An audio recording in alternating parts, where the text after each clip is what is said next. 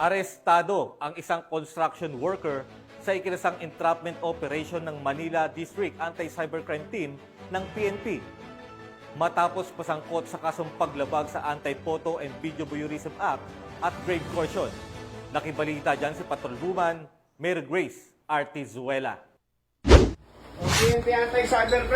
Kalaboso ang isang 46 anyos na construction worker sa loob ng isang hotel sa Santa Cruz, Manila matapos itong ireklamo ng kanyang dating kasintahan dahil sa pagbabanta nitong ikakalat ang mga sensitibong larawan at video ng biktima kung hindi ito susunod sa mga kagustuhan ng suspect.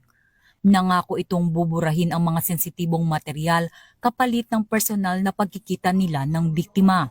Dahil dito agad na nagsagawa ng entrapment operation ang mga operatiba ng Manila District Anti-Cybercrime Team na nagresulta sa pagkakaaresto ng suspect. Nahaharap ngayon ito sa mga kasong grave coercion at photo and video voyeurism na parehong may kaugnayan sa Cybercrime Prevention Act. Kasalukuyan siyang nasa kustodiya ng Manila District Anti-Cybercrime Team para sa paghanda ng kanyang inquest proceedings. Sa publiko po, sa ating pong mga kababayan, although karelasyon po natin yung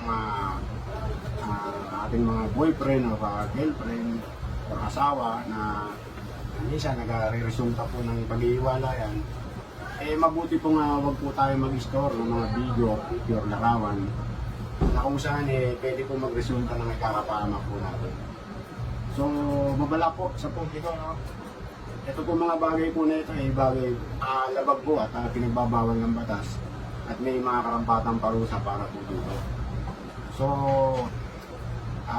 hindi po ng PFPCD ang Manila District Anti-Cybercrime Team ay nagbibigay po ng babala at para po hindi na po maulit itong pangyayari na ito sa ibang tao at maging mapag-obserba po tayo sa ating mga ginagawa para po sa ating kaligtasan.